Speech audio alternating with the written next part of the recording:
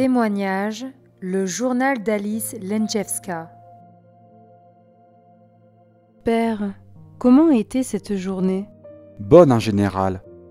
Je voulais être maintenant plus proche, mais tes pensées se sont éloignées de moi. Effectivement, elle m'échappe et je suis impuissante devant elle. Demande-moi, je t'aiderai. Tu seras toujours impuissante sans mon aide. Tu le sais, mais tu fais des essais qui doivent se terminer par des échecs. À quoi bon, alors que j'attends ta demande pour t'aider? Tu commets souvent la même erreur. Les gens attirent tellement de malheur sur eux à cause de leur indépendance. Avec leur indépendance, ils me retirent de leur vie. Toi, tu veux être auprès de moi, mais en même temps, tu veux atteindre quelque chose toute seule. C'est impossible, même si ton intention était la meilleure selon toi. Ta liberté concerne uniquement la décision suivante. Veux-tu t'abandonner à moi? Si tu as répondu oui, tout le reste devient partagé entre nous. Tes efforts personnels ne sont pas nécessaires, parce qu'ils diminuent cette communion. Je sais que tu ne le voudrais pas. Tu dois donc changer sous cet aspect. Désirer changer et demander de l'aide. Alors tout deviendra simple et facile, car quoi qu'il arrive, c'est moi qui en aurai la responsabilité. Toi, tu seras dans mes bras, et moi je te porterai. Tu ne tomberas pas, tu ne te saliras pas, tu seras propre dès ici-bas avec moi. Père, tu vois, tout cela est arrivé parce que je voulais te donner quelque chose de ma part. Mais mon enfant, tu ne possèdes rien à part toi. Moi, je ne désire que cela, et c'est un très grand don.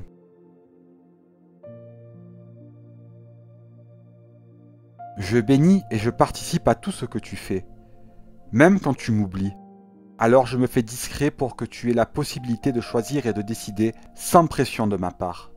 Je sais combien tu es subtil et sensible, combien tu es affectueux, et je sais à quel point mes comportements humains sont primitifs envers toi.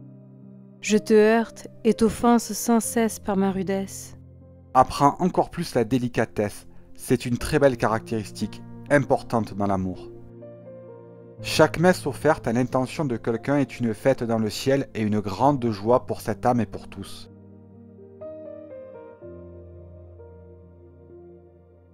Il faut tout partager avec les gens. Son temps aussi. Parfois, c'est un don plus important que le reste. N'épargne pas ton temps à des conversations utiles, qui aident mes enfants à s'approcher de moi et à être avec moi. Sois pleine de compréhension et de générosité en tout, comme moi je suis généreux envers toi. Ta mission, c'est de témoigner de moi. Fais-le à chaque occasion. Cherche de telles occasions et crée-les. Il faut aider les gens.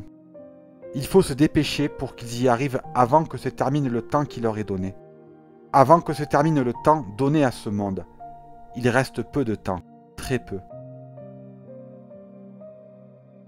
Père, aide-moi dans ma confession de demain. Ne sois pas timide. Moi, je serai avec vous. Mais je me sens coupable. C'est bien. Tu devrais te sentir ainsi. Mais en même temps, tu devrais être confiante et joyeuse. Je te purifierai et tu seras libérée de ce qui te gêne sur ton chemin. Je t'apprends l'effort dans mon service. Je t'enlève les consolations pour que tu saches persévérer, même quand cela n'est lié qu'à de la peine et dépourvu de joie. Je veux que, maintenant, seule ta volonté décide. Tu peux prouver si elle est suffisamment forte pour continuer à me suivre. Tu sais où je veux te mener. Tu l'as accepté. Si tu persévères dans cette décision, tu dois être préparé. Cela ne devrait pas t'attrister.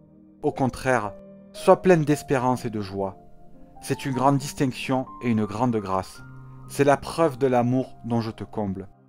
Réjouis-toi, parce que je suis avec toi.